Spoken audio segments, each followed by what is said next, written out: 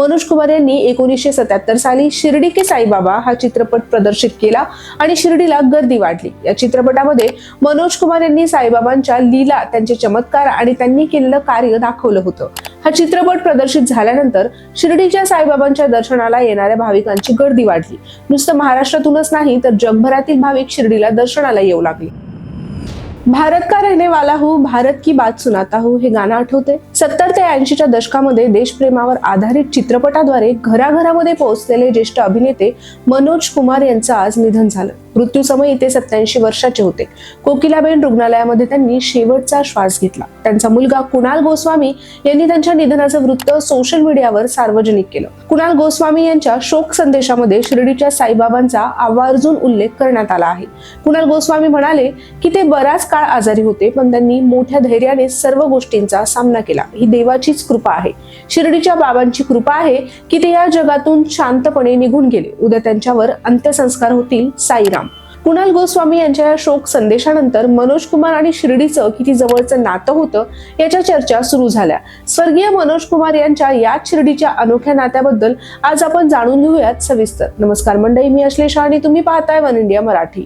शिर्डीमध्ये 3 वर्षापूर्वी म्हणजेच 2022 साली 111वा ऐतिहासिक रामनवमी उत्सव साजरा करण्यात आला। या सोहळ्यामध्ये शिर्डी रामनवमी उत्सव समितीने 11 मान्यवरांना साईरत्न पुरस्कार प्रदान केला। या 11 पुरस्कारार्थींमध्ये एक नाव होतं ज्येष्ठ अभिनेते मनोज कुमार यांचं। मनोज कुमार यांनी शिर्डीसाठी दिलेल्या योगदानासाठी हा पुरस्कार देण्यात येत असल्याचं त्यावेळी यात्रा कमिटीच्या वतीने सांगण्यात आलं। कारण आज ज्या शिर्डीची जगभर चर्चा होते त्या शिर्डीची आणि साईबाबांची खरी ओळख अभिनेते मनोज कुमार यांनीच करून दिलेली आहे असं सांगितलं जातं।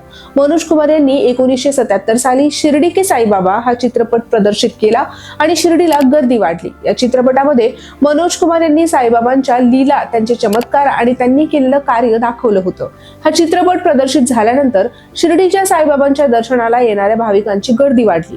नुसतं महाराष्ट्रातूनच नाही तर जगभरातील भाविक शिर्डीला दर्शनाला येऊ लागले। फकीर समजल्या जाणाऱ्या साईबाबांची शिर्डी आज देशातील क्रमांक 2चं श्रीमंतच देवस्थान बनलेलं आहे। शिर्डीला हे वैभव प्राप्त करून देण्यामागे अभिनेते मनोज कुमार यांचा सिंहाचा वाटा होता हे नाकारून चालणार नाही।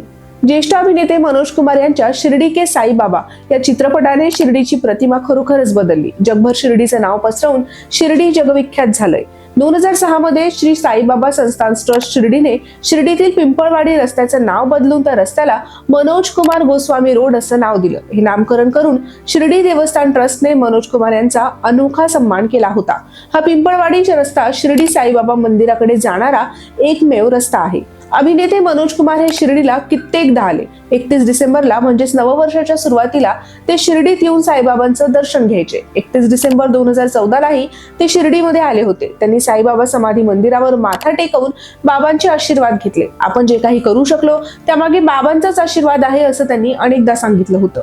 शिर्डीतील भेटीने मला जगण्याची प्रेरणा मिळते असंही त्यांनी अनेक मुलाखतींमध्ये सांगितलं होतं। साईबाबा इंटरनॅशनल हॉटेल हे अभिनेता मनोज कुमार यांच्या मालकीचं शिर्डीतलं पहिलं हॉटेल होतं। त्याच हॉटेलचे विस्तारित रूप म्हणजे हॉटेल साई धर्म पॅलेसचं उद्घाटन 2014ला स्वतः त्यांच्या हस्ते करण्यात आलं होतं। मनोज कुमार यांचे शिर्डीमध्ये 2 हॉटेल्स आहेत। शिवाय शिर्डीतील इतर अनेक हॉटेलच्या उद्घाटनासाठी अभिनेते मनोज कुमार व अभिनेते दिलीप कुमार हे सुद्धा अनेकदा आले होते। शिर्डीकरांशी असलेल्या मनोज कुमार यांच्या प्रेमाच्या संबंधांमुळे अनेक जण त्यांना कार्यक्रमासाठी आमंत्रित करत आणि मनोज कुमार सुद्धा अगदी कोणतेही आढेवेढे न घेता शिर्डीमध्ये जात।